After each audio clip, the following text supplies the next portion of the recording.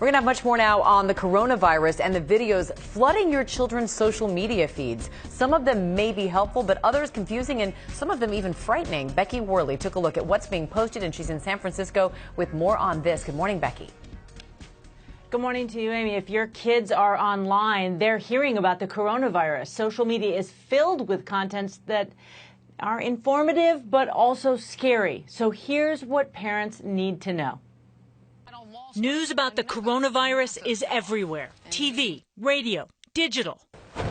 And if there's one thing we know about modern connected kids, if they're worried about something, they're going to search up more information on it.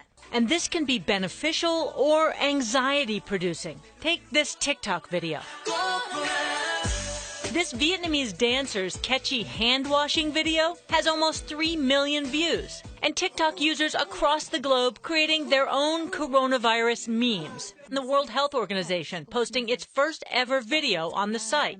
But there are also posts of people showing what it's like to be in quarantine. Funny for some, but kind of scary for younger kids. My kids have heard a lot about the virus, and they just confided in me yesterday that they're not sure if school's going to close, and they're nervous that their grandparents are going to get sick. So here's what the experts advise. Get in front of this. Know what your kids are watching and hearing. Let them know what's being done to keep them safe. Keep your information honest and simple. Validate their concerns, and be available for questions. Now, some kids I've talked to are freaked out by the coronavirus, and others are meh.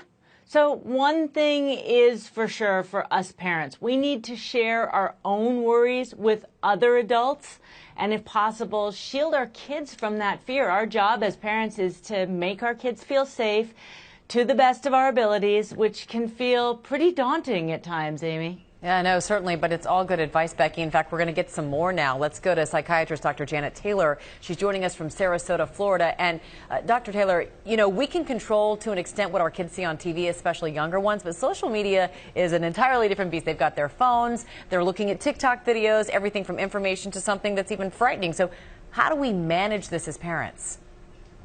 Well, you're right, Amy. They are watching, but as parents, we'll take any port of entry to talk to them. So check in with them. It's a great opportunity to say, what do you know? How do you feel? And in fact, you can explore and get information together. And what about if you're walking down the street and you see people wearing masks? That could frighten some children. What do you tell them?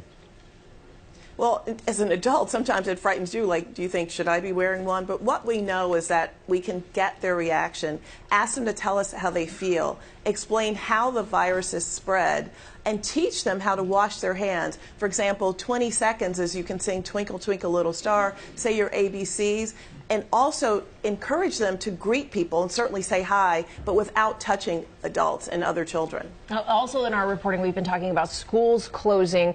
What do you tell your kids if they're too scared to go to school because they hear these reports about schools being closed? Well, schools are still safe places, and what we want to emphasize is a sense of normalcy. So if your child is in a school that's closed, it's not playtime. You still want them to study. And again, it's a time to explain how the virus is spread and what symptoms may be like. For example, if they have a fever, or if they have a dry cough, or have trouble breathing, to come to you and talk to you. And then if they need to go to the doctor, they can, but sometimes staying home may be safer for everyone. Flip that around, though. If your kids see you with a cold or a cough or something, they could get pretty scared. Well, they can, but the reality is we all get sick. So it's an opportunity to talk about what their symptoms are like and explain you don't want to touch your face, you know, keep your hands out of your nose, your eyes, wash your hands constantly. And if you blow your nose, have one place where you can throw away the tissues and just reestablish what those boundaries are, what you do when you don't feel well, and the fact that they are safe. A lot of good advice there, Dr. Janet Taylor. Thanks.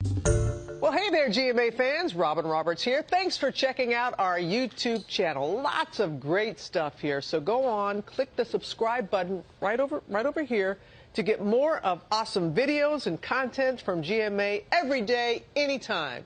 We thank you for watching, and we'll see you in the morning on GMA.